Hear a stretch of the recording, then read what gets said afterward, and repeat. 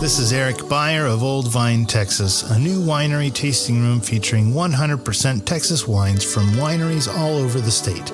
We are located in Mansfield, Texas, inside of Ancora Event Center on Broad Street. We have weekly tastings, charcuterie board to enjoy, live music, and a new wine club. Go visit our website at oldvinetexas.com to sign up for our newsletter and learn more. Or you can find us on Facebook and Instagram at Old Vine, Texas. We'll see you soon.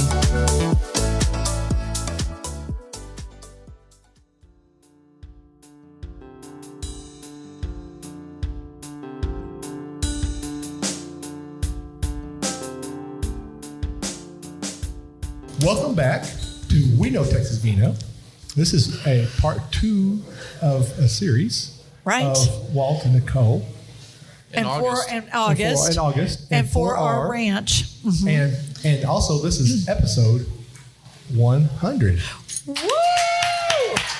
Man, I can't believe. I think that calls for a toast. That calls for the toast. Yeah. So wait a minute. Walt's arm, your arm is too short. If I had $1 for every time I heard that. Cheers. Cheers. Cheers. Cheers. Cheers. Woo. Salute. Refrescante. For our bubbles. So tell us about the bubbles. Do you want to tell us about the bubbles? Well, August can tell us. August can tell us about the bubbles. I prefer not. No? Well, if you want, no. If Walt doesn't want to talk about it, then we don't talk about it. It's like Fight Club. We'll be honest. You know what? Because this is a good opportunity to talk about Texas wine in general. Can you give me just a second? Let me do my Go ahead. my plugs, and then you can do that. Yeah. Well, you asked. No, well, just hold your thought. Don't forget it. Okay? So y'all can catch our podcast out there online at weknowtexasvino.wine, also at any podcasting platform, and also on YouTube at We Know Texas Vino. Now, Walt, what would you want to say?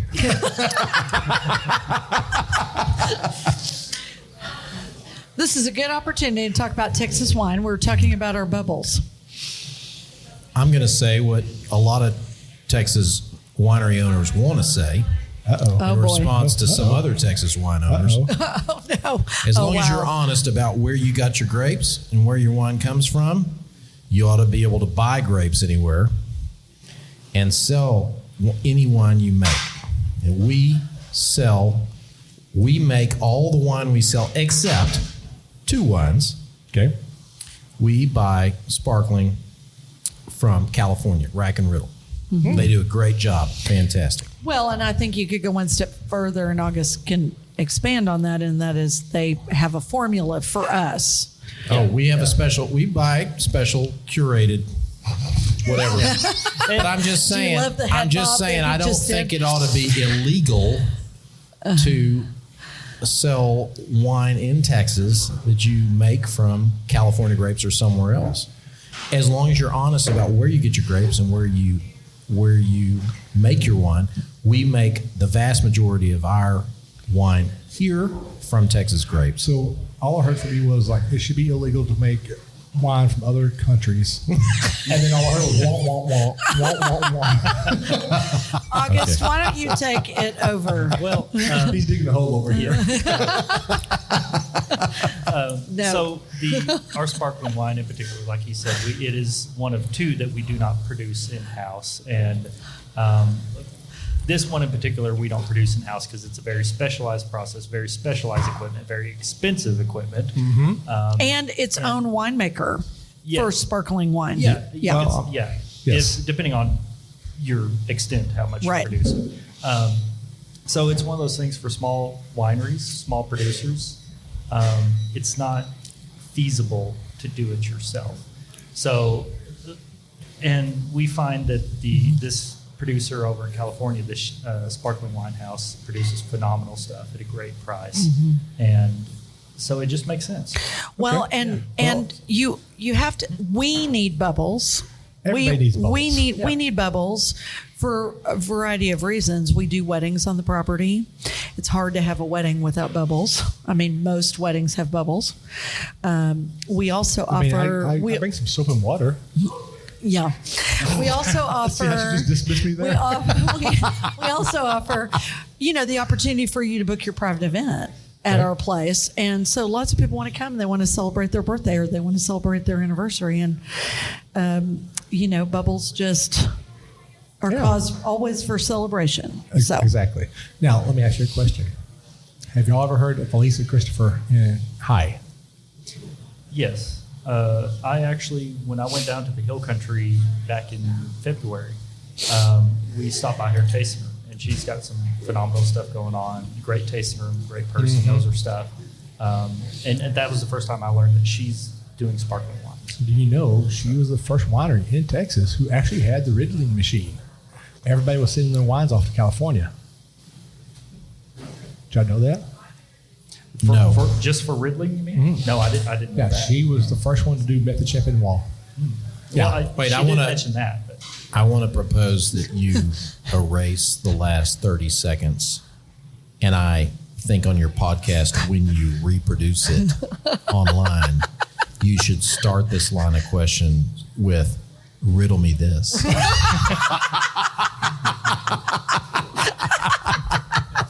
Should I wear a little green mask and have a little kid that's got a question mark on it too?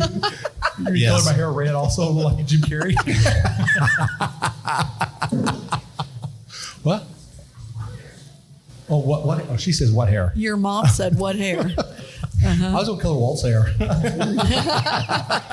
Which one of my 5 hairs?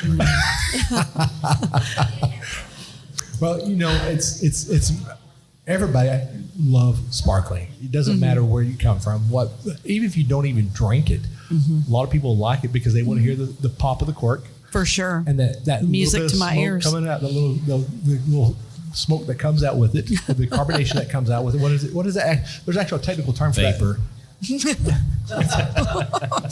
I'm done. Go August. Go August. I was looking at August. I was like giving him a cue card. Like, well, I think he's right. And then vapor looks at Walt's like, he's got the answer. Well, so how much have y'all listened to my podcast? Oh, y'all have not listened to my podcast. Well, we have listened to your podcast. We haven't listened lately. Which one is your favorite one? Since August, listen to my podcast. I'm going to turn my back to y'all. Mine is your favorite one. Of yours? Yeah, of what I've done. Just and you, I mean, in my defense, I don't own a radio. You do have a cell phone, don't you? I'm joking. I know you didn't need a radio to listen to a podcast. Well, I mean, if you're doing it in your car, you do. We do listen to a lot of podcasts in our car. It's true. We do. So since August, obviously listens to the show. Yes. So go ahead. Let's see what he says. Now you can go ahead and tell your bosses that your 4R was your favorite one. You can go ahead and do that. So on the side table, you can tell me which one is actually better. I was just gonna say I don't know if I have a favorite one because it's interesting just to hear all the different wineries and takes on things. Yeah. So everyone's unique for that reason. Oh yeah. I mean, I have to say that if you was asking me which was my favorite episode, it would be hard because everybody's my favorite episode. Everybody, I have a memory of every episode that I've done and have a takeaway from every one of them. And I will always, I'll do references. I mean, I'm in y'all's tasting room and I'm referencing Elisa Christopher, and we were talking about some other wineries. So, I reference everybody because everybody needs a fair chance. Sure. Well, and I'd probably say when you did your original podcast with RK, I'm a really big fan of their Chardonnay. I think Grayson has done a fantastic job with his Chardonnay program and growing it, which is difficult in Texas. And they're doing that and doing Chardonnay in interesting ways. So, yeah, I would agree. I tell you, there's great wine in Texas. That's the point. Yeah. Drink Texas wine. Yeah. California is not the only place that has great wine. Texas has great wine. Well, who else has a great Chardonnay? Adega Vino. Oh, I haven't had it. Oh my gosh, he does it almost identical to what Grayson does. Yeah, that's good to know. He doesn't like the oak or buttery his Chardonnay. What was that name? Adega Vino. Michael Bilger. Y'all seen him online. He's the one who raised the big stink about San Antonio Stock Show and Rodeo. Oh, yeah. Yeah. You saw that. Yeah, that's all. I haven't had it. But Oh, really? I'll have to go try that. Yeah. I have to try it. or may not. I've always been a fan of Gratian Chardonnay as well, and I Yeah. don't like Chardonnay. I generally, don't either. Yeah. Actually, I will say this. My employer, Landon, he had a Chardonnay that he aged in a rum barrel. Well, actually, Jason aged in a rum barrel. Mm-hmm. And then he did another one. He did it in a single malt. Interesting. And it was 15.5 ABV. And that thing will make you sweat. Like I've never sweat like that before. But it was good. Interesting. Yeah, it was actually really good. It's time to go sweat. We're going to go to Landon and sweat. Well, I'm sorry. What have you done with my wife? Sorry. well, it just so happens I know somebody who's got maybe a couple of bottles. I mean, We maybe- could try. If you talk We can nicely, try. I might bring a bottle. Got it. We Do we have to go to Haltom City? No, I'll come out here and see y'all. I'll chill it, drive it out. I'll put it in my high camp flask. Nice. Go ahead and do your spill. I like your high camp flask. So There's been some wine consumed on this podcast. Okay. no, we hate wine on this podcast. He's drinking water. That's just food coloring in his glass there. Right. So You didn't tell me we're going to do 2 podcasts. You were drunk or when we talked about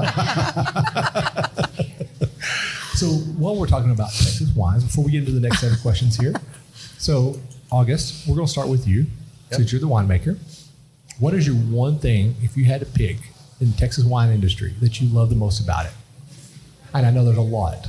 But what is the one thing that makes you happy about the Texas wine industry?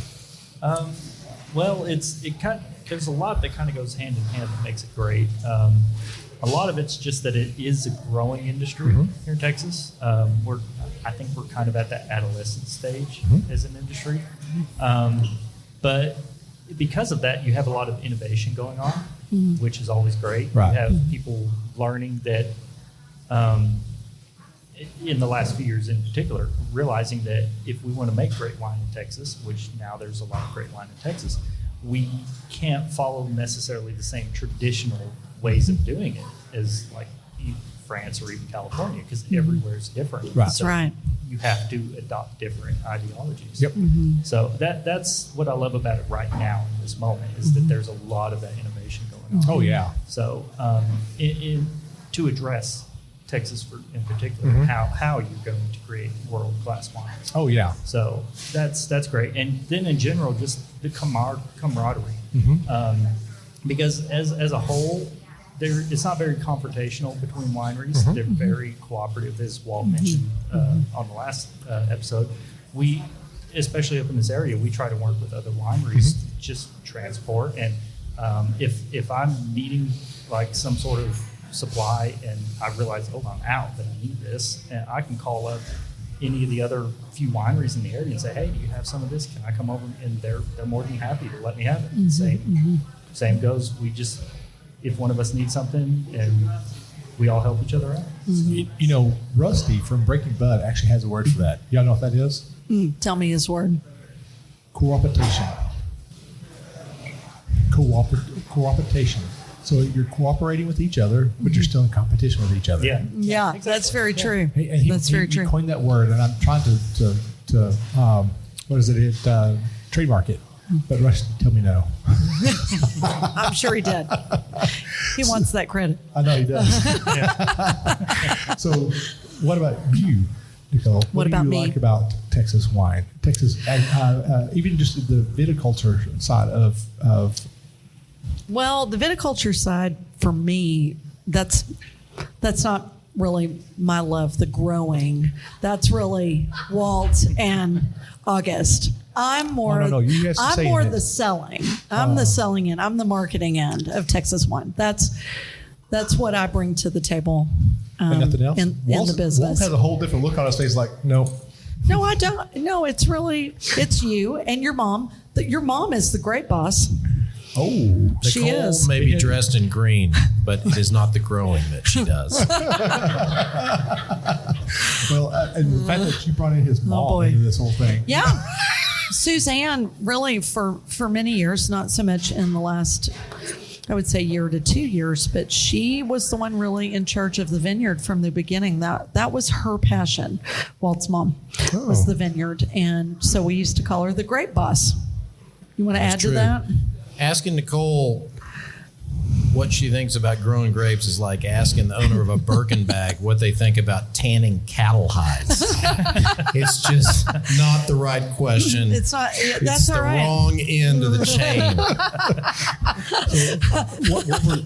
That is true. There is truth in that, because what people may or may not know about me is I spent a 30 plus year career in luxury retail in Dallas. Oh. And that was what I did. Okay. And then I left that career to do this business with our family. And so the tasting room and the people really are what I'm excited about. But really and truly, at the end of the day, when you're asking about Texas wine and your favorite parts, I think the favorite part for me is everybody's story. Everybody has a story, Yes. and we have a story. And the story, is not only just how we all got started, but the components that go into the story. August is a part of our story. The staff is a part of our story. When a customer buys a bottle of wine from us and takes it home, they then become part of the story, because that wine is being shared around their table with family and friends. So for me, in selling all the products I've sold in the last 30 years and in my previous career, the story is sort of the central, that's the motivator for me. Yep. And that's the motivator for me to get behind Texas wine, because at the end of the day, most all of us, we're just families. We're just families, doing a business together. And this is what we've chosen to do. And it is a choice to do this, to leave the city and come to a rural location in our situation and do this is a choice. It's a very purposeful choice.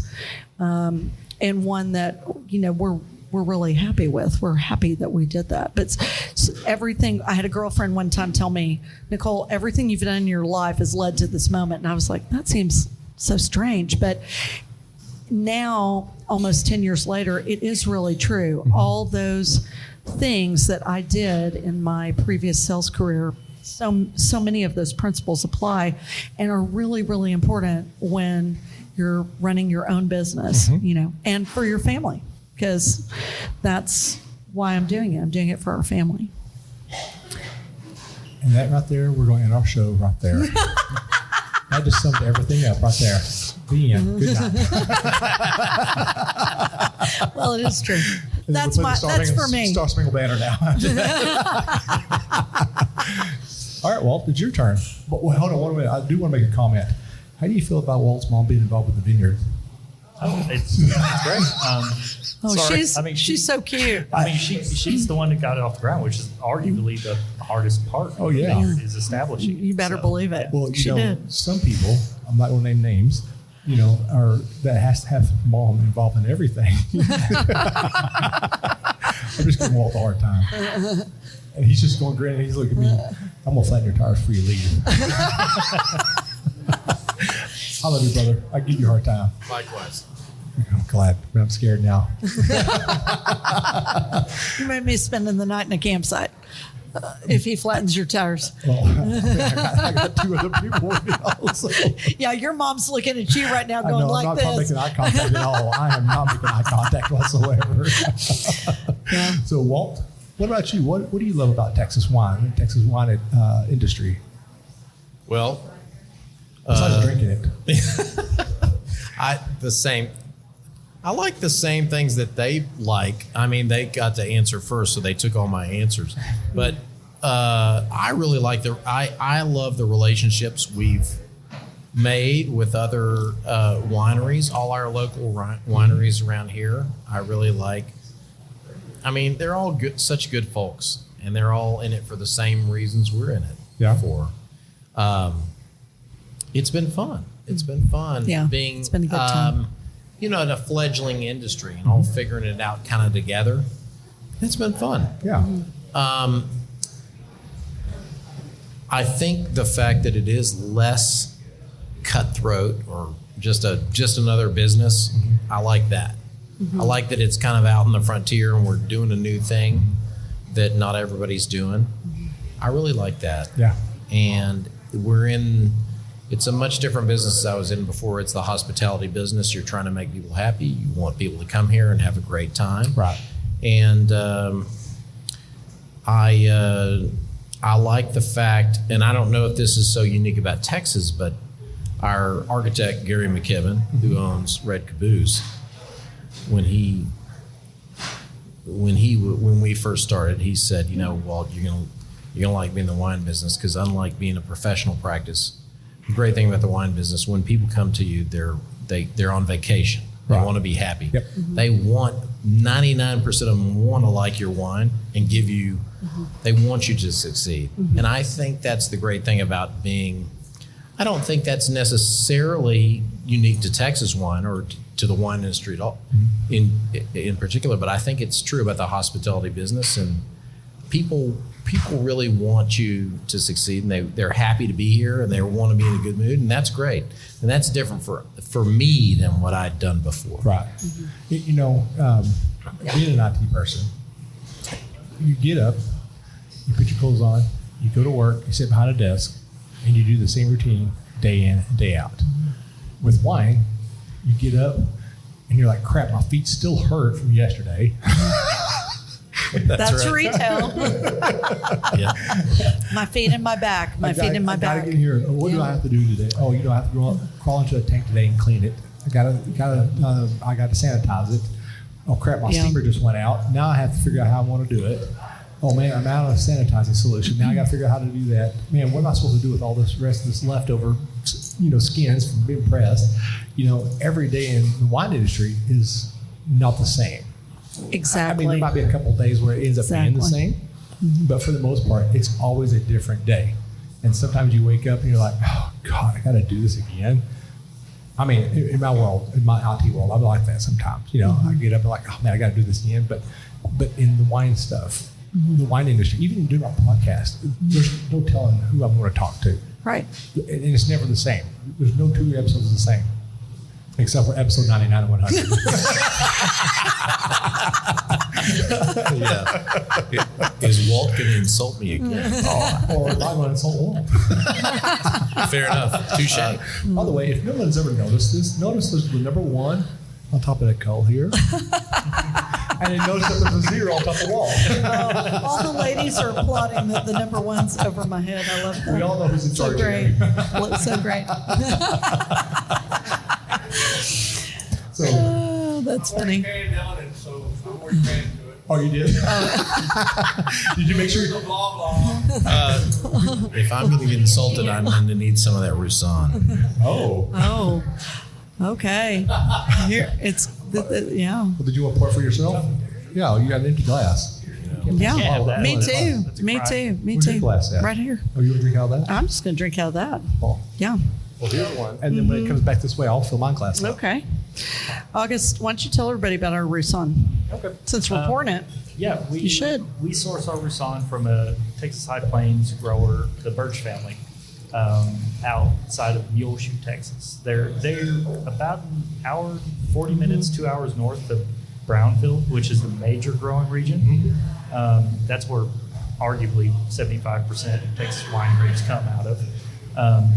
But this family, they're a little bit further north, and because of that, they have about a week and a half or 2 week longer growing season than the rest of the High Plains. Really? Which is very beneficial for them. Their fruit is just phenomenal every year. And they're great people. It produces a wonderful Roussan. So we do ours, our regular lineup Roussan. This one here is the good medium body, dry white. We try to keep it more fruit forward. And then we also, most vintages, we do a reserve version that has a little bit of oak on it and some buttery components, and is just produced a lot fuller. But this is always a winner with the dry white drinkers. So first off, anytime I hear a Roussan, there's always a Marsanne to go with it. Roussan, Marsanne is always your two blenders. Yeah. And I found in Texas that we do a great single varietal Roussan and a great single varietal Marsanne. And I don't see that from any other countries. Yeah, and there's part of that is because they're all Rhone varietals, and in France, and they're typically Roussan and Marsanne both are typically used as blending grapes. Generally they don't produce single varietals traditionally over there anyway, so they're always going to be a blend traditionally. But here in Texas, as we mentioned when we were talking about Chardonnay, it doesn't grow well in Texas. In most areas of Texas, right. There are a couple standouts like who we mentioned, Grayson and which one was it? Michael Belger. Yeah, Michael. That can make it work, but it's very difficult. It's a lot of work, and usually your yields are lower, and it just doesn't. A lot of people aren't going to take that financial hit or want to go through the trouble necessarily. Roussan can give you a wine that fills that same niche with a slightly different profile. Yep. And it grows great in Texas. So it just makes sense in Texas to grow Roussan and to fill that niche for your customer with something that's a little bit easier. Oh, yeah. So, I will say, after doing the Lone Star International, we tried some Roussans that were okay. And I'm just saying the word okay. I mean, where they knock you off your feet type Roussan, they're okay. Okay. And I've only drank a handful of Roussans that are in Texas that really just kind of like, holy crap, that gives that good deep complexity on your palate. And I'm sitting here trying to figure out how fast I can drink this glass without wondering. Are you saying ours knocked you off your socks? My boots are not on. I would like to say that August did a fantastic job in making this Roussan because it is good. It is really good. And I have a great starting point. I'll get the Vineyard that. They do some great. A shout out to Birch. Yeah, shout out to our Birch family. Not only we're going to meet them in a couple of weeks. Not only are they growing great grapes, they are super nice people. Super nice salt people. of the earth. Yeah. Great folks. Just really I've great heard people. that from a lot of people that the Birch family is amazing people to work with. I've heard they make some of the most superior grapes in Texas. So I'm hoping that I'm saying all this about them, that when I come up there, they'll invite me in and we'll sit down and we'll have a chat. Well, they have a very nice guest house, but the nightlife, I don't know. I mean, it's a great guest house, but the nightlife, there's not a lot to do up there. I grew up in West Mule Texas. shoe. There ain't nothing up there. Yeah. But You better enjoy cow tipping is what I'm saying. I mean, hey, you know what? During football season, we would go out and tip for practicing for the tackling dummies. Now you totally made me lose train of thought what I was about to ask. Go to your sheet. Go to my sheet, my cue sheet. Go to your cue. All right, my cue card. Let's see what we got here. You know what? Let's start with this one. This one says for Nicole. That's why I'm going to ask this wow. one. You know what this one says? I don't remember. Okay. Nicole, will you marry me? That's what it says right here. No, I'm just kidding. Too late. 11 years in. But anyway. Was that good years or bad? Yeah. No, very good years, actually. How have you navigated going from a corporate environment to a family business? And that actually goes off with what you just said a while ago. Yeah. So when we started the winery, we kept our home in Dallas for a while, and we were back and forth on the weekends. Walt was doing his law practice during the week. I'd already left retail because I was working on the internal parts of both of the buildings and some of the interiors and things like that, and to help it along because his law practice was going, and then right after COVID got kicked off, we decided, you know what, we really, in order for this to really be a success, we really need to be there. and we need to live on the ranch. That was sort of the turning point for the decision, because the fruit needs attention. It needs people paying attention to it. And the winemakers need you as well. And so we sold our home in July of 2020. It was a very hot 4th of July weekend, and moved up here. And in the beginning, it's a little bit, it takes a city girl a minute when she's been raised in the big city her whole life, and then she worked in New York City for a while in her career, and then came home. And so, my parents always laugh because they're like, you're such a city child, and to watch you do this and live your life this way is just so fascinating. Was fascinating for them to watch, because I had to learn a lot from this guy about critters and snakes and all the things that you don't have to worry about in your garden in the city. You have to worry about those things. And a grocery store is 30 minutes away, although arguably now in the Metroplex, it takes anybody 30 minutes to go to the grocery store, because by the time you get up there and you do it and you get back, it's 30 minutes. So in the beginning, yes, some transition, but I have really grown to love it. Yeah. And we go back to Dallas. We see our friends from time to time. Our friends come up here to visit us. So it's actually, when I go back, not much has really changed, if that makes a lot of sense. But the day-to-day living, no, I really have come to love it. Yeah, I've come to love it. Transition is always hard. True. Me growing up in the country, working on a ranch, have built offshore oil rigs, and then turned around and got into IT.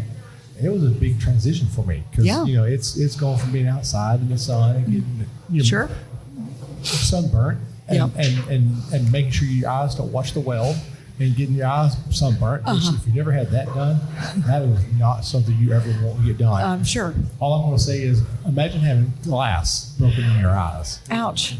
Yeah. No, thank you. And it always happens at the worst time of night, at 2 a.m. That's when you feel it. So, but it's always interesting watching a person change from doing something they've always done. In your case, you're being in the city, and then all of a sudden changing that and going to the country, and you're like, okay, how am I supposed to do this? I can't get to location A, B, C, or D, as quick as I could. As quick as you could. Yeah, and and again, just going back to the other point I made earlier, I think everything corporately that I learned through those, 3 or 4 different companies that I worked for from my 20s to, my 40s, I think a lot of those principles I've been able to put into our own family business to make it successful. So, that's how I'd answer it. That's a good answer. That's a very good answer. I like that. So I've got tons of questions here, and I'm trying to make sure I get them in good orders, so we make sure everybody gets a turn to answer and question and do their thing. But I'll tell you what, we're going to switch it up a little bit. Sure. Instead of about y'all this time, we're going to talk more about August. Yes. Because this man's awfully quiet over here. I can't get you talking about him. This is how he is. Are you serious? Yeah. Are you trying to pull an Anthony? No, I'll speak up, but I'm usually quiet. Well, no, I want you to speak up. I mean, if you have funny stories and anything to blackmail Walt with, I need to know. August is a man of substance. He does not mince words or waste words. So when he speaks, he means what he says. It's true. He does. He does. Yeah. Okay. Are you ready? Yeah. All right, here we go. These are some questions that are actually cultivated just for you. I actually have a list here of questions for August. All right. All right. This is actually going to be a very good question without talking about the grapevines. What makes the soil and the climate on Fore Ranch unique to wine productions here? So for us, our soils, we have, and generally, honestly, from site to site, are very different, with not even 100 yards difference between our Viognier and our Cab. The Viognier in particular grows on caliche. Is that how you pronounce it? Caliche. Caliche on a hill. So it's very rocky, but it also has a lot of clay mixed in. So in a lot of ways, it's, for agricultural purposes, it's very not desirable for most cases. But it works great for growing good quality wine. grapes. Now, of course, that the grapes can kind of struggle, and if you come up in our vineyard, you can look in there, and there are some of them that look like they're barely alive, to be honest, even though they've been established since 2010. Okay. But the ones that thrive, and they produce wonderful quality fruit. And part of that's because of that struggle they go through in the sign.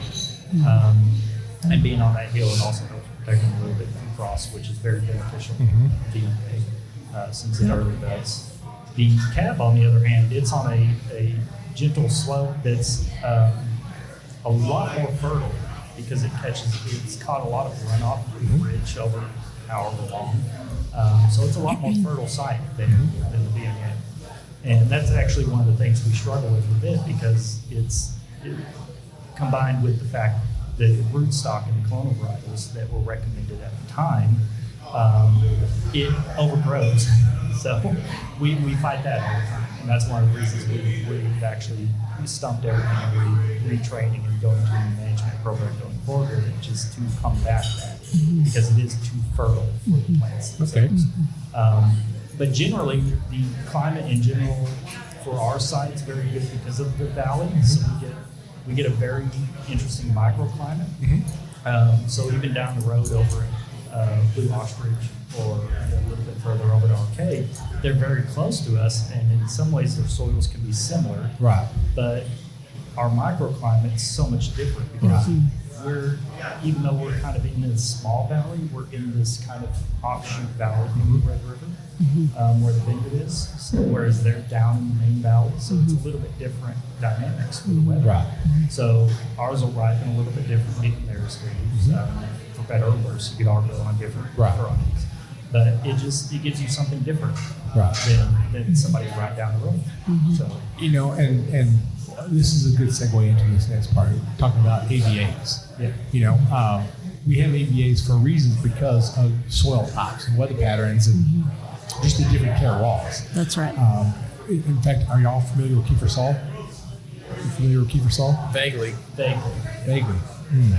Y'all need to take a day off. In fact, actually, I won't tell your bosses to make y'all take a day off. Y'all need to go visit them. They actually have just exactly what you're talking about here. So where they're at, they're on top of a salt dome. Right. Okay. So when you have all the bad weather patterns coming in, it actually almost kind of bypasses them a little bit. So they still get the same. They get the bad weather, but they don't get like the really, really harsh weather. And because where that salt dome is, I don't know why it will go around them. Yeah. And it's actually interesting. I don't know if they're working on getting an AVA there in East Texas or not, but if they did, Kiefer Saul would need to be their own AVA because of the different weather patterns they have there and the different soil that they have there. So it's pretty interesting to actually see that.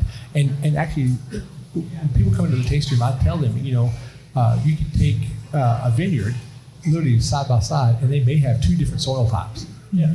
And they look at me like I've like 7 heads, and I explain to them, when our art was created and everything was moved and shift and all that, things got put in places that typically wouldn't have been there. That's right. If it was just like a piece of, I don't know, we'll compare it to like a wood project. If you build a countertop, it's going to be the same all the way across the board. If everything was created in the world in all of our I don't know, man. I'm going too far into science now. No, but it's like that because even probably a few feet down in the cab vineyard that's 100 yards from the VMA vineyard is probably the same as the VMA. Right. But because of that 100-yard difference, it's getting all the runoff from That's the ridge. right. So now it's different. So your cab at the very bottom is like your redheaded 5-year-old wakes up in the morning with hair all over the place, right? August is a redhead, by the way. Well, wait, I want to break in here and say this. I've been waiting for you to say something. Yeah. The cab vineyard has been open pasture, clear pasture since we bought the place. In 94, yeah. Where we planted the Viognier was on a ridge, and because it was so rocky, we elected not to rip it. We ripped the soil in the cab vineyard. We didn't rip the Viognier. Okay. We wished we'd rip the Viognier. I mean, the land on which the Viognier was planted. But I will say it's much rockier, and it's probably got a little more clay in it. And it's because it hadn't eroded, and because we cleared it off with a bulldozer and it was a bunch of trees, on it before we planted on it. So it is a lot different, and it's probably, even though it's more rocky, it's less well drained. And the Viogniers struggle, but it's, in a way, it's good for the Viognier. Right. If the cab, I think, had been planted in the same land, it probably would end up better. And back to what August was saying at the time, the state of the art, the industry wisdom at the time was use 1103P rootstock. When Anthony was here, he thought we should pull it all up and replant it. That's an Anthony answer. Is what anyone would say who doesn't have to pay for that. It's like irrelevant. Yeah. Just rip it all out, Nicole. Just rip it all out. Just go ahead and do it. Let's do it. Just, Okay. it's no big deal. Just rip it up.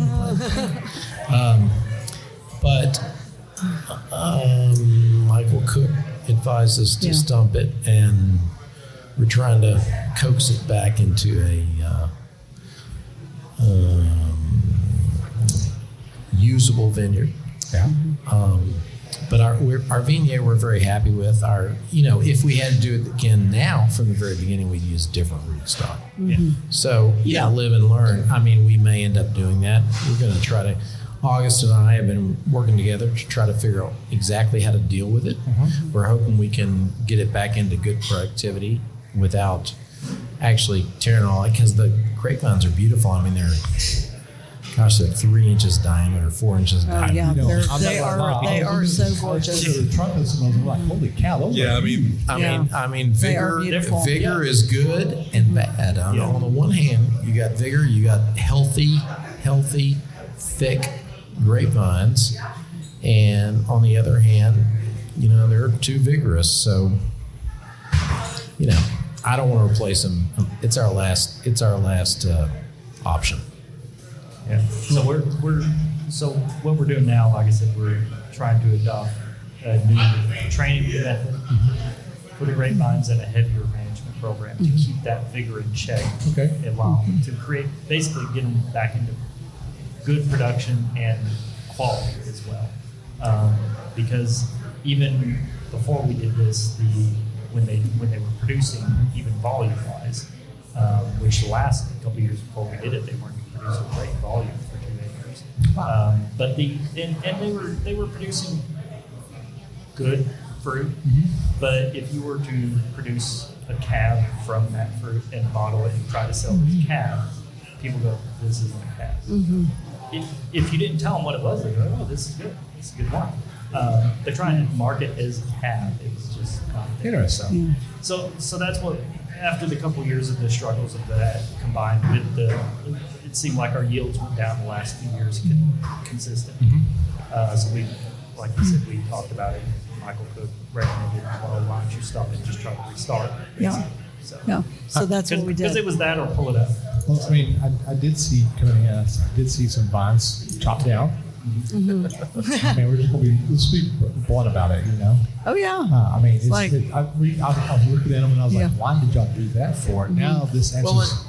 And I got to say that's one of the things that I feel like we have always done and should always do is be super honest.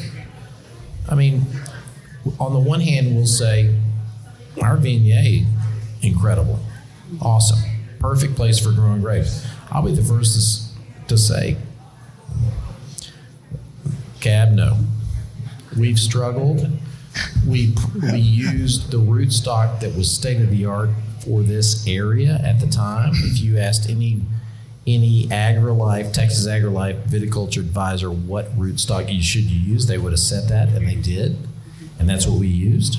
And in hindsight, 10 years later, they're recommending a different rootstock. And I'll be the first to say the cab has not worked out. We are not happy with our cab. It's the reason we're saying we're bragging about the birch cab, right? I mean, we're not using our estate cab. We're not making an estate cab because our estate Viognier is freaking awesome. It's too bad we can only make 13 cases. Right. So if and when you do get your cab going, after stumping everything out, if you get it going, are you going to make that like a limited release? Like, hey, you know what? This is an estate, 100% estate cab that it's limited only to cool people. Right. that I think would only bald podcasters. That I think generally would have to really depend on the actual volume it produces. Right. Because exactly. we don't want to say, this is limited production when we produce 200 cases. So, but we would probably keep it separate from the rest of the cab program if we felt it warranted. You know, I think since you've grown, stump it down and you're starting everything to regrow. Ask your winemaker for more wine, Walt. Pass the Vignette. Well, I looked at your glass and I thought it was empty, and I was like, because it's the same label. so, you know, with your stuff in your vines, starting all over again. I think that you can get with Michael Cook behind y'all, working on this. I think I can get it up and going, because I've yet to see Michael Cook not succeed in getting somebody's video going. Boy, is he fabulous or what? No doubt. So let's talk about Michael Cook for just a second. All right, let's talk about how great he is. He is. He's so lovable. Did you listen to the episode where we did 2-part episode with Michael Cook over at Square Cloud? Okay, and the one thing that cracked me up about him, I mean, literally cracked me up about him. He's sitting there. Here's this viticulture guy driving around helping people with their vines and stuff like that. Yeah. And he loves wine. And he goes, I'm eating McDonald's cheeseburgers. That's Michael. I'm like, you're tearing your palate up, man. Come on. You know? Everybody has to have a guilty pleasure, right? But that one, I don't know. I mean, Whataburger for me. Whataburger, yeah, dude, at least Whataburger. At least the grease is quality grease there. All right, I'm going to have to fill my glass here before we pass it back. Did you get it? No, I'm just fine. Okay. Yes. So this is actually a very good question here, and I'm actually it's listed as 2 questions. So I'm gonna ask both of them. Okay, I'm gonna do it once, and that way you can answer on both. What is your philosophy on winemaking? And then, do you prefer French or American oak? But I'm gonna add to that. Okay. Texas white oak now, or even Russian oak. Okay. You see where I'm going with that one? Yep. Okay.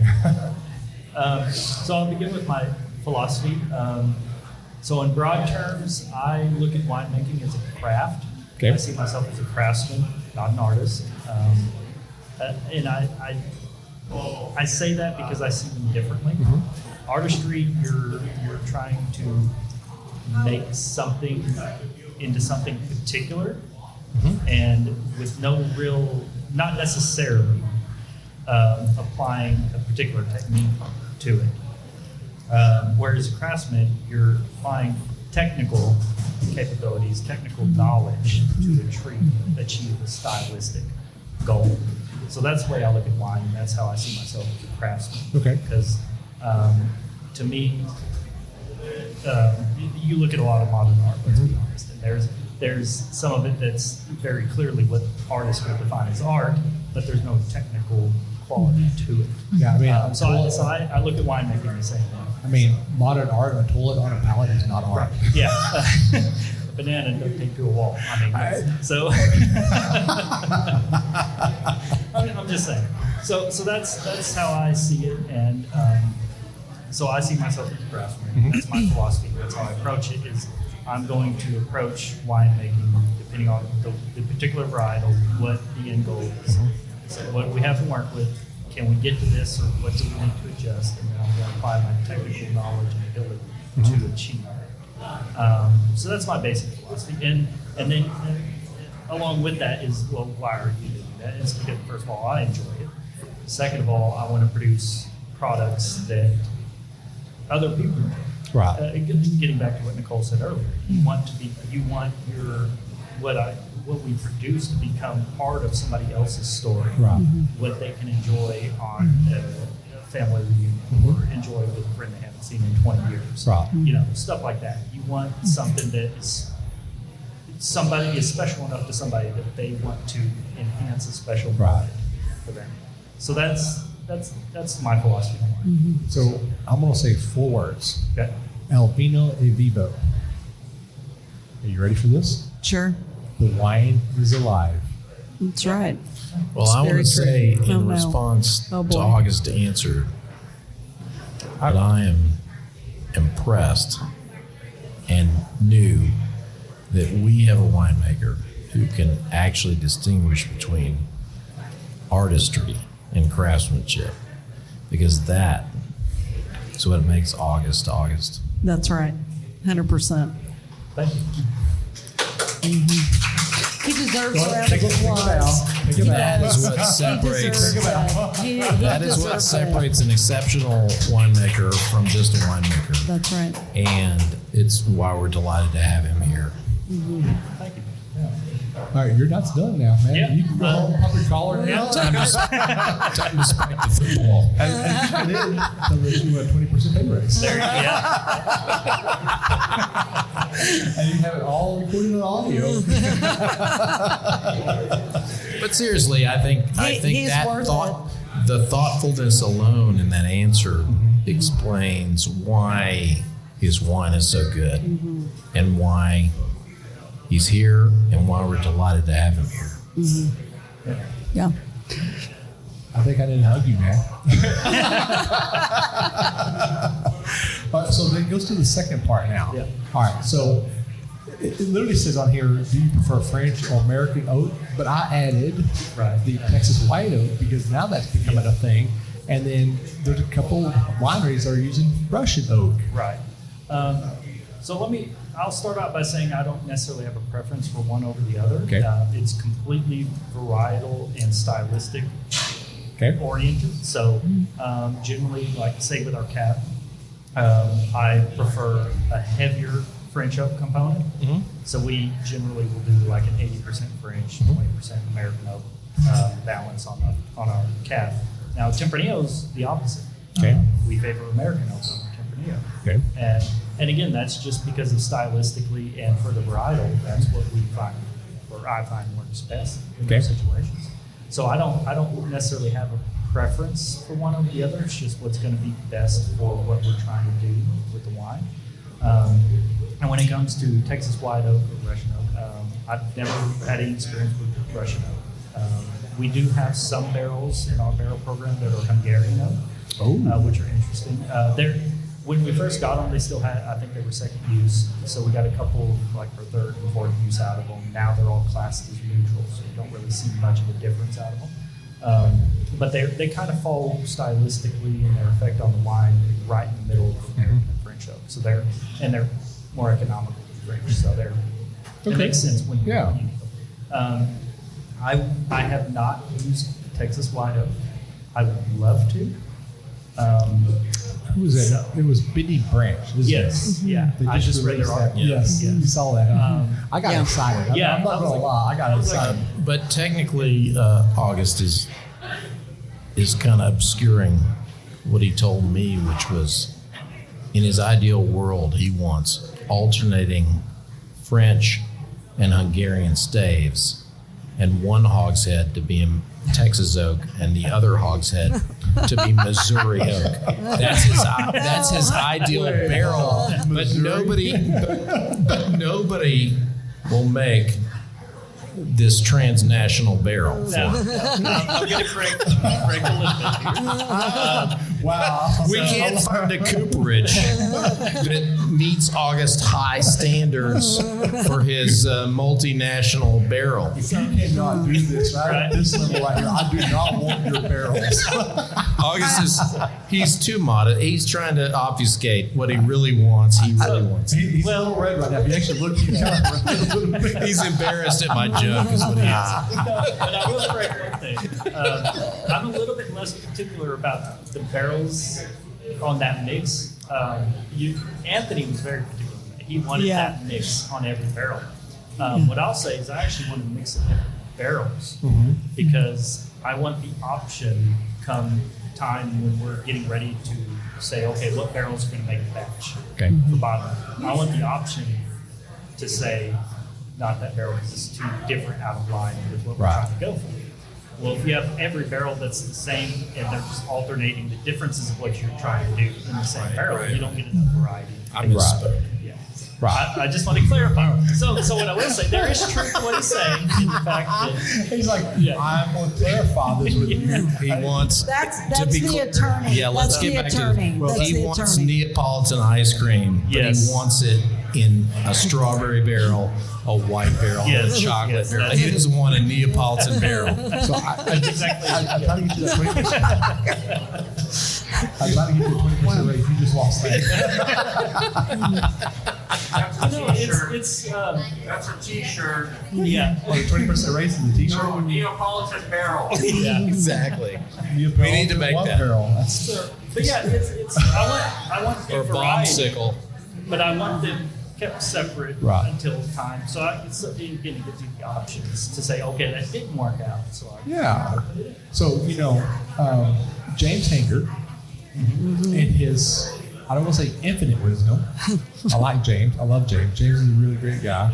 He's a lot of fun. He is a lot of fun. He is. And He's a ton of fun. he's is that a weight joke there on here? Not in the least. But No, that's a Walt's had a little too much rosé in the 99th episode. he's drinking. Joe. Yeah, now he's into the Roussan. He was Anyway, whiter. But James actually, so one of the episodes we talked about barrels and cooperages, and buying used barrels that are neutralized. And he says that he can get these very expensive barrels for pennies on the dollar, and then he spends a couple $100 to send it to a cooperage, and they shave off like the first inch of the inside that staves, and then it revigorates that barrel again, makes it available. Right. So if you're wanting to do alternate staves like that, you should have two barrels, one Hungarian and one French. You send them both at the same time, and so when you put it back together, alternate the staves. There you go. The problem has been solved. Well, I just want to take one issue with that. If you shave an inch off, there's nothing left. So, as usual, James is exaggerating his measurements. So many jokes, so many things to say, and it's not their fucking time to do it. He's probably using the metrics. He means a millimeter. I can't remember exactly what he said, but he said that they did shave off a little bit inside there. yeah, they do. Yeah, They do that. Yeah, you cover that because you get that little bit of part where the wine just kind of like neutralizes everything, but shaves that inside off there. And hey, look, you can just take your Hungarian and your French and have them say, when you put it back together, make me two barrels that are alternating staves. Bam, problem solved. Yeah. Try that. Now they do have, as he mentioned, we do have some barrels that are say French barrel American oak staves. So they are a combination. Right. Or sorry, heads. So they have the barrel itself, the staves are French oak, and then maybe the heads. Right. So we do have a few of those. But I was at Twiga, not this year, but last year, and I saw something very fascinating, and it really piqued my interest on this. But it was a stainless steel barrel, and you know what I'm talking about? It had the little crank on the top of it, and then you put the planks of wood inside of that. Yeah. Now you can do Yeah. that too. Yeah. So I'll say I was intrigued by that idea. I think the implementation could have maybe been a bit better. The idea is there. Oh, the idea is amazing. What I will say is that we utilize a lot of barrels in our program. Most of them are neutral at this point. We bring in some new barrels every so often. But we do not shy away from using what they call barrel adjuncts. Okay. So even on our neutral barrels, the wine goes in the barrel for storage, and it gets some maturation from that barrel. The oxygen transfer from the barrel. Right. So we use what's called barrel adjuncts, which are staves or something like that you drop down in there in the chain. It's the same exact thing as the barrel. Same wood, same toast, everything. Right. Just put it in there too. So you get use out of a neutral barrel while still doing what you need to do. Right. There you go. Awesome. You okay there, Walt? I'm just agreeing with August. Yeah. I'm agreeing. Well, it's I a am little agreeing. bit. It's a little bit more economical than buying a bunch of new barrels every year to achieve the same thing Yes. stylistically. So, Yeah, I processed new barrels one time, and I'm like, oh wow, I don't know how y'all do this. Well, and Yeah, very expensive. Yeah, I mean, I'll see one stainless steel. Throw some wood chips into it. Yeah. Cut some mesquite wood. What mesquite wood tastes like? I don't know. It'd be interesting to try. I've heard of some people trying cherry and walnut now, but I've never had it yet. But it's interesting to see that, again, this comes back to innovation. People are trying different things, and it's interesting to see what can, not everything's going to pan out, of course. But, I'm glad to hear that Bending Branch is trying Texas oak. Yeah. I'm glad somebody's trying it. I mean, it's not an easy thing to do. You got to have the money to spend to hire somebody to make barrels out of Texas wood. To do that, I didn't. So I had never even thought about approaching the cooperage because, like, who's going to want me to send them some wood to make a barrel from? Nobody wants to mess with that. They found somebody who did. So my curiosity is where did they find the oak at? Where in Texas grows that white oak so well that they can have enough to make staves out of it? That'd be interesting. That's the next one. Because, like, a lot of these places, like the French oak and the Russian oak and the Hungarian oak, they have a forest of them. We don't have forest here in Texas. We have some, not on the scale they do. Yeah. This is not a forest. I don't know. Certain places have land forest.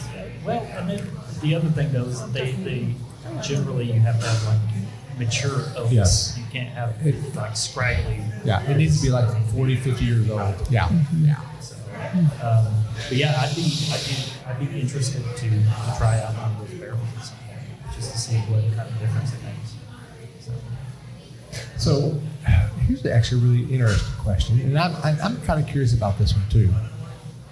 Does the German history of the area inform the winemaker in any way beyond the heritage?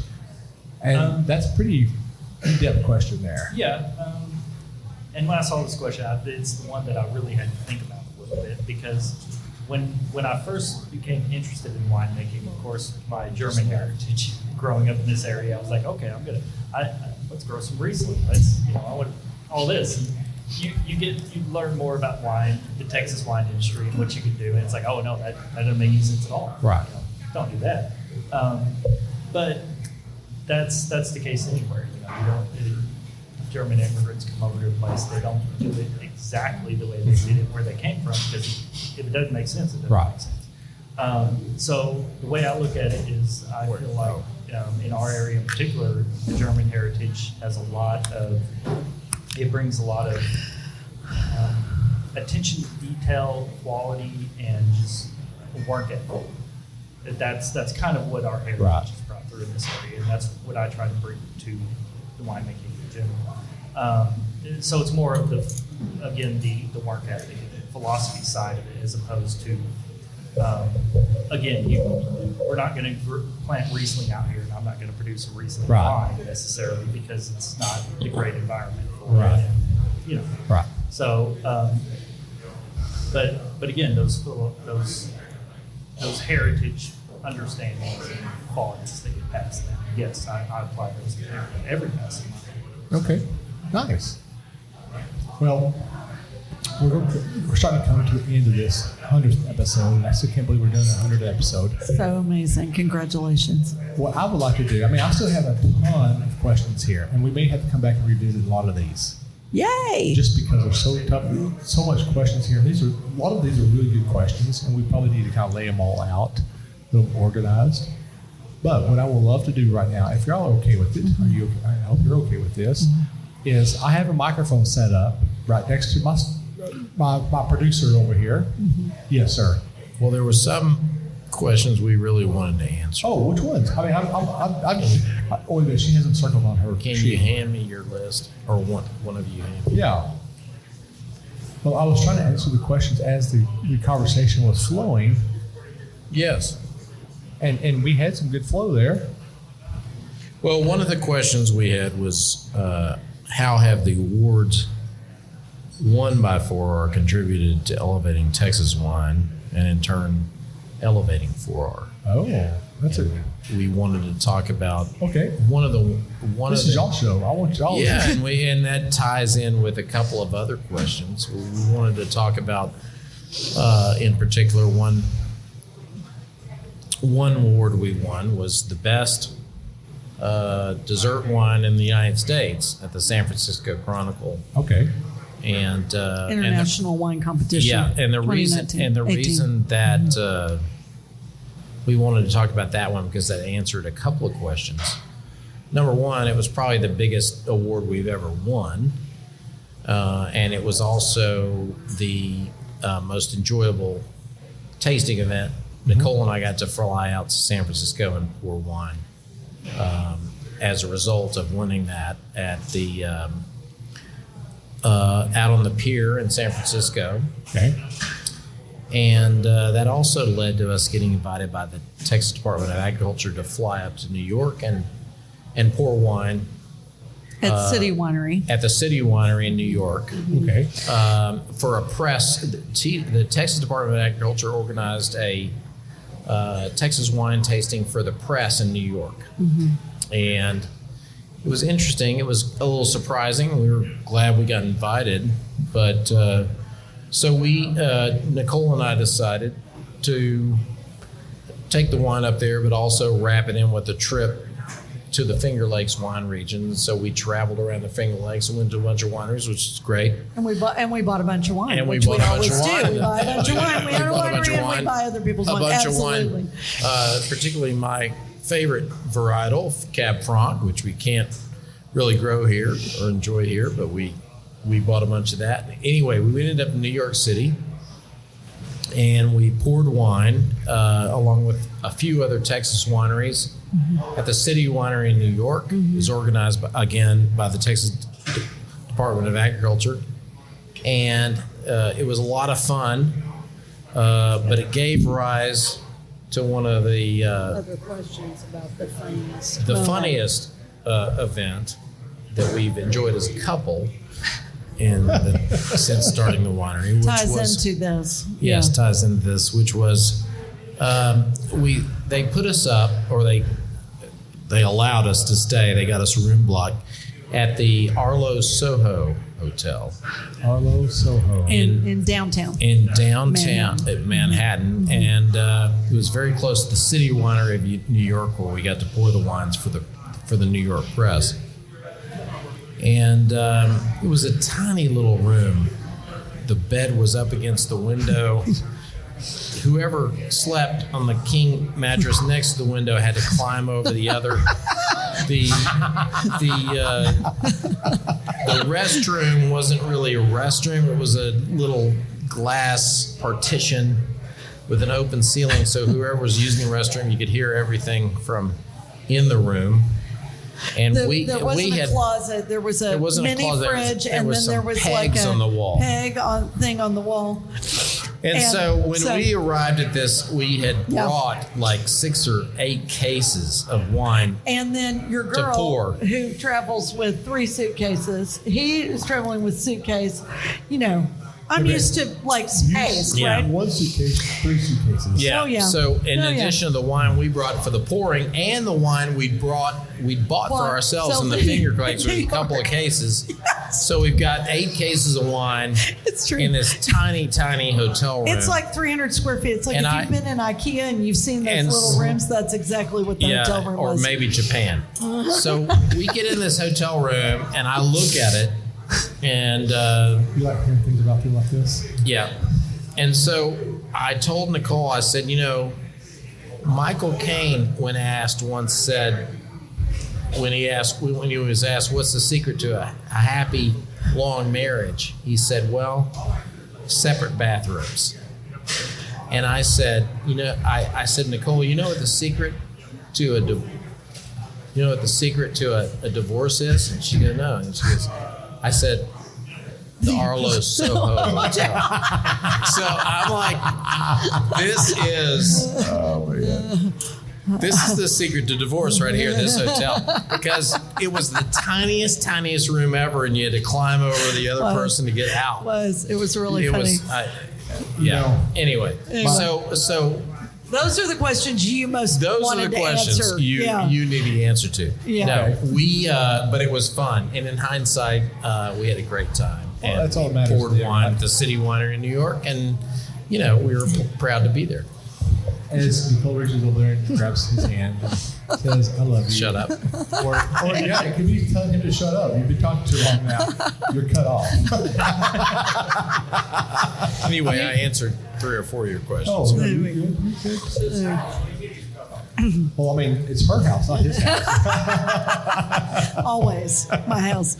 Yes. Well, would you like to take questions from our audience? We would love it. We would love for them to ask us questions. Absolutely. So, we have time from our audience. Would y'all like to come up and ask a question to one of us 4? Mm-hmm. And Brandy, I see your look on your eyes like, oh my God, do I get to talk on the microphone? So, Yes. Yeah. Yep. I can hear you through the PA. All right, but as long as y'all can hear, that's all that matters. We can hear. Okay, It's all so good. Brandy, you want to come up and ask a question? You don't need your headphones on. Equals PP. How about you said you peed on yourself? And this is still being recorded. I'm not deleting this. No, he's leaving us for a moment. Restroom very quickly. Okay. Look it up.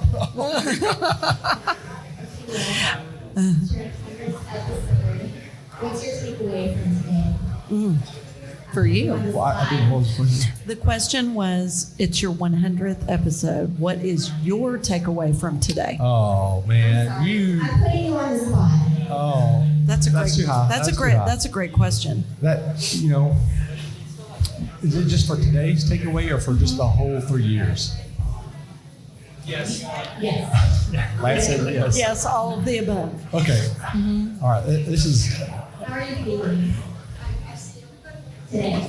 how am I feeling today? Well, I'm feeling accomplished. In my journey of this whole wine podcast and talking to the different people in this wine industry, I've talked to people from starting up new wineries to politicians now, and it humbles myself every time that I sit down and I talk to a new person and I say, "Hey, let's talk about wine."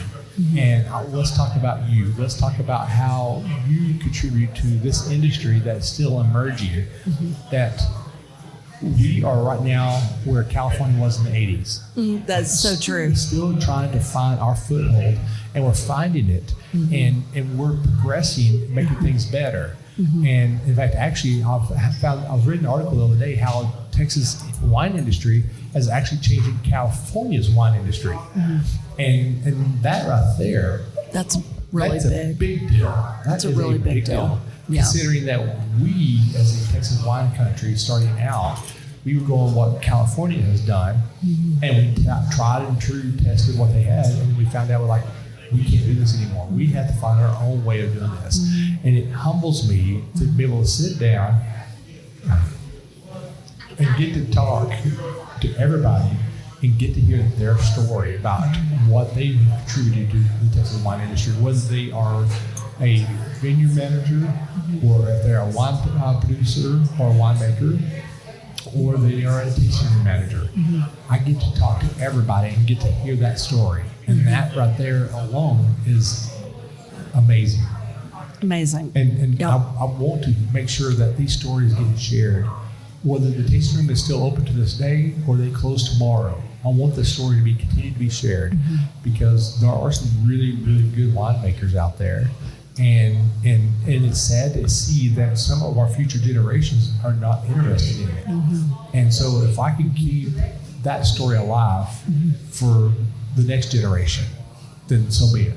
Well, it's kind of like we were talking about earlier. Everybody that owns a winery is a family, right? Right. I mean, we're all families doing this business and choosing this way of life, whether we, the owner, is also the winemaker, or we, the owner, find somebody as talented as August to be our winemaker and train that person.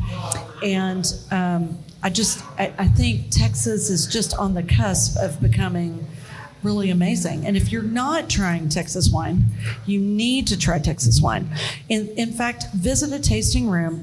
Most of us have specials, have discounts, have wine clubs. We have things to engage you. We have events. You can meet people. I mean, this is what a tasting room culture and a winery culture and being part of a winery family is all about. And rather than just go spend your money at the grocery store on wine, just order wine from us and let it get shipped to you, or come pick it up in person, or do whatever. Honey, why are you standing in the corner? Because they put baby in the corner. Come on through. You didn't hear it. Nobody puts baby in a corner, right? Come on. Oh boy. Okay, well, right We got some work to do. You're asking about the raffle. It was supposed to be at 5. Yes. So, all right, did you go around and make sure anybody want to buy more raffle tickets? Go through it one more time. All right, folks, we're giving a raffle away for selling tickets for a raffle for a high camp flask. The woman, my mom, is going to walk around in a purple shirt one last time, and she's going to sell tickets. They're $5 a ticket, or $5 for $20. I know it's nap time. It's definitely Walt's nap time. Yeah. Does he need a passy? No. This has to be one of the most entertaining podcasts you've ever had with Mr. Roper. That's for sure. So, is there anybody else who want to ask questions out there? Yeah, Oh, come go ahead, on. Lance. I'll ask whenever we're in the corner first for a t-shirt. Quick wine, start wine. Oh, well, you have to wait till the end for that one. Okay, but, so thanks to Fore and you guys for doing this. My biggest question was, what was the most difficult and surprise pivot, or if that was 2 different episodes, what was the most surprising pivot that was difficult to come out of the season and create? Okay, I just waited to hear what he just said. Can you repeat the question again, sir? So if you have part of the crop that just wasn't going to do it, what did you pivot into? Did you go for a blend? How did you pivot out of that? Difficult situation? Yeah. Okay, in winemaking? Yes. Or, okay. So, August, the question is for you. Yeah. How did you pivot or when you had a difficult situation in your winemaking? Right. So generally, we try to address any issues in the winemaking process as soon as possible. We keep a very close eye on wines. And generally outside of very large issues, Oh, that good. we're in wine, which we thankfully haven't had to She's deal not with here, since but- I've been even since Anthony's been here back a few years ago. But we have the benefit here of we overproduce a couple varietals so that we can pick and choose the barrels, the exact barrels that we want. So if something doesn't stylistically go exactly where we want it to, our outlet, we go to, that's kind of what our Ranch Red program is built around. Mm-hmm. It's to absorb those that we don't need for our other wines. So it starts out as a very light, fruit-forward, what they call a Sangay base. So it's just a lead off of all of our red wines. That acts as the base every year. And then throughout the year, as we go through, we're checking barrels of wine. And if one of them's like, oh, this isn't quite going where we want it to, it's not going to bring what it needs to the cab program or to the Tempranillo program or whatever it is, that barrel will be kind of marked. And if we come around to check it another time and say, oh, it's still not quite where it needs to be, it's kind of put into our Ranch Red program. And that's not to say, again, it's not like it's bad wine. It's just that it's not going where it needs to go stylistically for the cab or Tempranillo or whatever program. So that's kind of what our Ranch Red is built around, is to absorb those and to maximize what we can do with those. And because of that, it's a very consistent wine year to year because it has. He bought it. Yeah. He bought it. It's literally every vintage or every batch, because it's a non-vintage. It's a blend of every red wine we make to some extent, and then we keep a portion of it back, and it goes in. It gets blended with the next batch, so it carries over every time, and it's It makes it very consistent, very good and drinkable wine. August, I think you've called it a historical blend for us in the past because it's gone through so many different years. Right, yeah. It's basically in that bottle of wine there, you have a history of our white wine program because it has wine going all the way back to 2018 cents. Very, very small percentage, but it's there.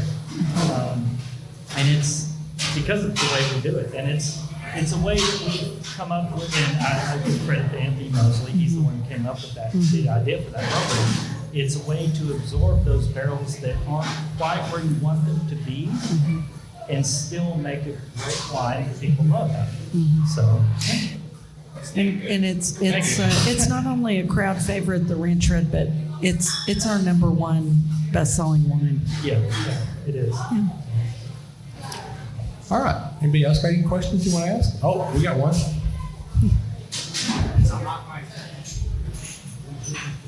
Okay. Oh, wait. Okay, there you go. August in the winery, what grapes are available, what wine you can make, that kind of thing. But Nicole has the setup, she's the marketing. So how do you two interface? Carefully. Productive and then make a great wine. To know how to sell it. That's a great question. That is a good question. Well, August meets with our family before we go to harvest, basically, and says, this is the program, this is what I want to do. And then I sit with him and sit with the rest of the team, and we plan the very best that we can plan because, sometimes wines aren't always on your time schedule, right? We've had some that have, had to wait longer than what we've wanted. We had that happen with our Alicante Boucher this year that you made. We're still having to wait on that. And so we set the marketing and calendar and things for the season, knowing that we may have to adjust dates depending on the wine and what the vintage is doing. So I don't know. That's we just seem to always work it out. Yeah, and the other thing I'll say is that generally with our main lineup of wines, we all got together and kind of identified we didn't start out by saying we want to make these wines or these are the exact wines people want. We identified niches that need to be filled for customers. So light fruit forward wines, sweet red wine, a big bold red wine. We identified a set of niches that we need to fill. And then we said, okay, we can source this fruit. Where does that fit in? And so we built our main lineup out of filling those customer niches, what customers are looking for. And outside of that, we basically just run projections and decide.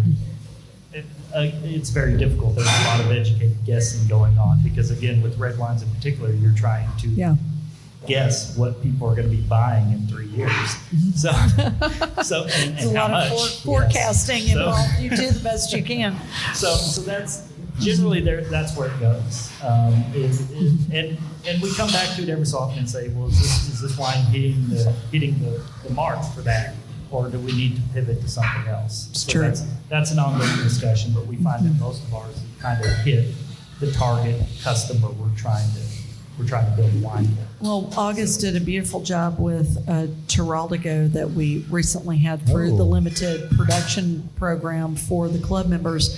And we've had several club members come to us recently and say, could you please put this in the lineup because this is something that we want to do. But, in doing that, something else has to leave in order for it to go in. And so that's a good example of an ongoing discussion that we're currently having. How can we what if we did do that, then what would leave, or would it something have to leave? Could we just add it, or is it too much? So August and I talk a lot. We have to. And then if the decision's made one way or the other to bring the Geraldo into a main lineup, we make the decision today, and it doesn't actually happen for 3 years. Yeah, that's true. So, that's true. That's true. Right. So, well, anybody else got any questions you want to ask? Can we get a picture of you guys with them? No. Yes, you can. That'll cost you $5. Well, it's been a pleasure sitting out here. Thank you so 99 much. and 100 with y'all. Really awesome. I chose to be there because we had so many questions here, and we still haven't covered all the questions.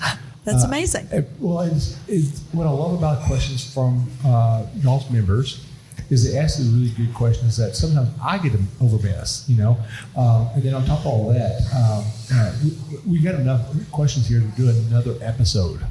Wow. Yeah, Woo. there's enough questions here for another episode. You'll be back. I will be back. That's tomorrow. great. And Walt over here is winking at me, and I'm like, dude. He was asking if I was single. Oh, wow. Don't flatter. There's been a lot of wine poured here today. Don't flatter yourself. I'm not flattering myself. He literally did ask me if I was single. to introduce you to the ladies. Well, I do want to come back because there's some really good questions here, and I want to respect y'all's members.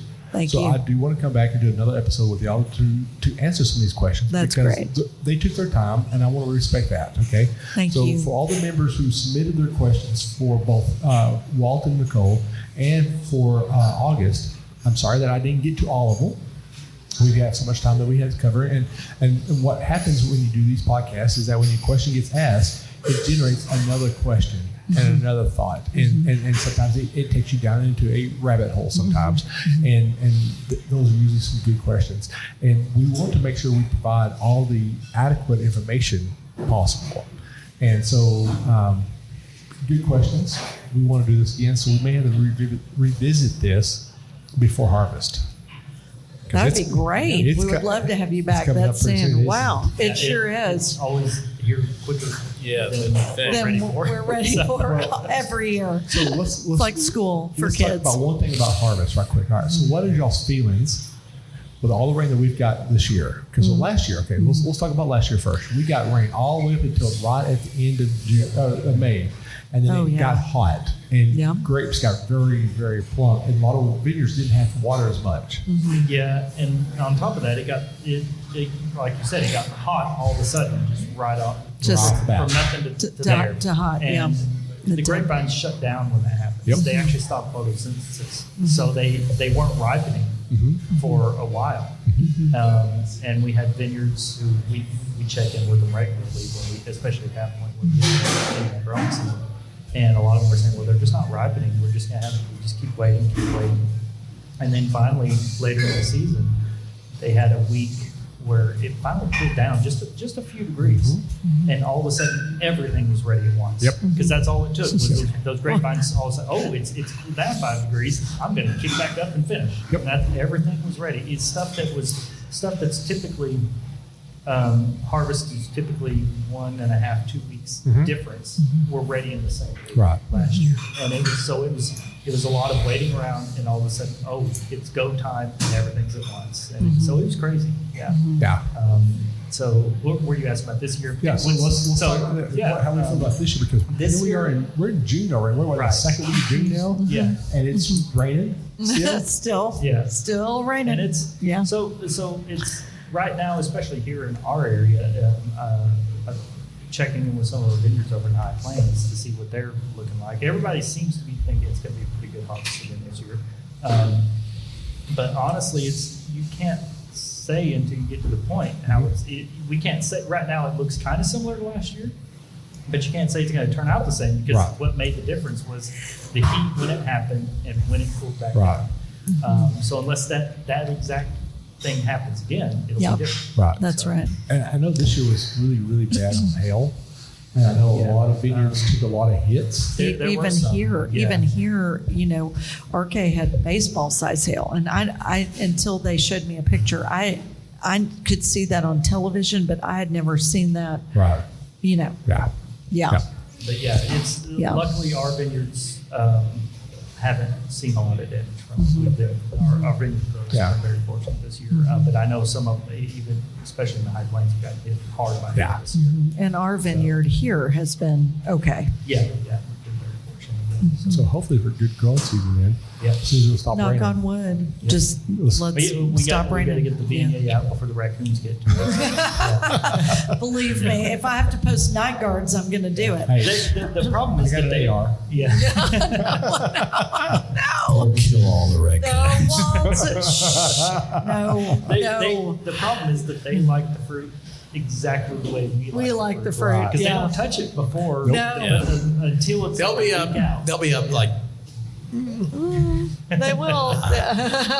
It's true. Really? Yeah, Yeah, really. they That's want it. really. They want it. They are. What I'm talking about. They want it at 23, 24 bricks, and if it's 21 bricks, no. Yeah. The minute it hits 23, they're on it. All right. So before we get into this show, we have a ticket here that's been drawn. Yes. Can you say who the winner is? The winner of not only the high Camp Flask. camp flask, but big word. a bottle of our wine is June Bardish. June Bardish, you are the winner, and I think she stepped out, so we will get it to her. Okay. Because she's in our prayer group, so yeah. Okay. We'll see her she's a real club soon. member, too. And she's a club She's member, here yeah. regularly. She's here all the time, and she will be delighted. Yeah. She'll be I hope really she enjoys excited. that. She will. You know, and you said her name was June. June Bardish. June. When you hear this episode, when you use your hot camp flask, I would love to have some feedback from you about it. What you think about it? She can do that. Yeah, I just want to know what somebody else thinks about it. I love it. I mean, I think it's a great product. Oh, I think it's amazing. Yeah, it's Yeah. amazing. It's amazing. Yeah, it's amazing. So, as we get to close of this here, I did ask for Walt to do one thing, Yes, you did. and then Walt did his homework. You're gonna have to remind him what the homework is. Yes. Okay, go ahead. So, in episode 99, I asked you to do a Waltism. You have to end this podcast I with forgot about that. Oh man! Now you have to go to Google and get you some Waltism, huh? That would be a Waltism. Then it would be somebody else's Waltism. It wouldn't be my Waltism.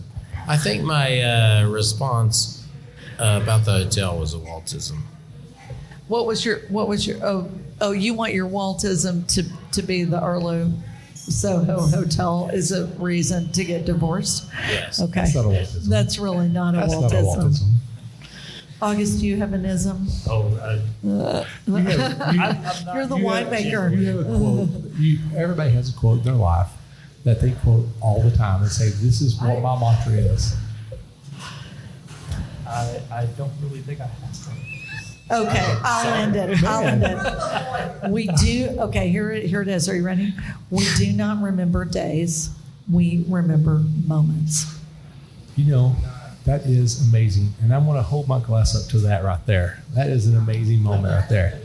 Now, I want to do one last thing to my brother Lance out here. He actually had a really good quote. And what was it again? It was wine before wine? Quit whining. Oh, quit whining and drink and start whining. There we go. There you go. Quit whining And start whining. I love it. Yeah. Now, that's what we're going to do. That is worthy of a t-shirt. That is on that is. t-shirt. That is. And a tumbler. Yeah. And a bottle. Anything you can put it on. Yeah, that's right. Well, real quick, I want to hit my sponsors before we actually end this episode. So Absolutely. I want to give thanks to the Texas Wine Lover for sponsoring me for the last 3 years. They are such a great resource for finding Texas wines out Amazing. there. And Amazing. not just for Texas wineries, but also finding Texas fruit if you are that aspiring winemaker or you just absolutely need some fruit. Okay? So find them out there at texaswinelover.com and also find their app on any PlayStation or App Store on your phone. And then, of course, my sponsor is also High Camp Flask. High Camp Flask. If you have not seen it, or you've heard about my video on it, it is an amazing little device. I actually showed everybody. Have you seen it? Yeah. What'd you think of it? I think it's a great idea. It's Having amazing. your wine glass and everything all in one package. Oh, yeah. To go take wherever you need it. And they literally said that it keeps the wine at temperature for 24 hours. And I actually took a bottle of wine and put it into it and left it in the sun on purpose. It opened up and it was still very chilled. I mean, it wasn't cold, Right. but it was like 70 degrees on it. Yeah. You know, it was perfect temperature. So, That's great. and then I think that's it. That's all my sponsors. Oh no, I almost forgot this. Old Vine, Texas. And have you heard of Old Vine, Texas? Have you heard of Old Vine? Old Vine, Texas. I have Tell not. us. Okay, Tell so us. Old Vine, Texas is in Mansfield, Texas, and they actually bring in a lot of the hill country wineries up here for everybody to experience wines from down there. Because a lot of us don't want to get in the car and drive 4 hours and drink wine. We'd rather spend an hour and a half and drive up here and come to 4R and drink wine instead, you know? I gotta. I'd rather they stay down there. Well, Eric brings. See, y'all didn't see. He doesn't get a clap for that. I do. But Eric brings in. Just stay down there. Gosh. Eric brings in hill country wines for people who don't want to drive down there, and he brings in the best that's from down there. And he brings some really good stuff from down there. I really love what he does. He's actually trying to open a bigger tasting room where he actually can bring in more different parts of Texas wines in there. East Texas, High Plains, North Texas wines in there. Mm-hmm. But right now he focuses mainly on the country stuff, which he does a good job of it, I think. You know, so go out there and check out. I'm just totally went blank on that whole thing. Go out and check out Eric and his wife at Old Vine, Texas in Mansfield. And if you don't know it already, so y'all both know this, Tuesday, June the 24th, is the industry night out there. Fun. Yeah, y'all should come and check it out. Like, That's fun. it's going to be sponsored by the Texas Grape Growers Association. Okay. Yeah, Good to know. it's a free event. The first part of it's free event. The next part is with me. So, with all that being said, I want to thank y'all for having me out here to do not only 99, Thank but you. 100. Thank you. you, Well, sir. that's awesome. Or I do Thank you. apologize for the technical issues that we had. Gracias. But I just want to say this one last thing, that Texas wine is amazing. We've had some amazing people in this industry, and we're going to keep pushing forward. We're going to make some good stuff. That's true. So, this is Will, Nicole. Walt. And August. and this is We Know Texas Vino. Cheers. Cheers. Cheers.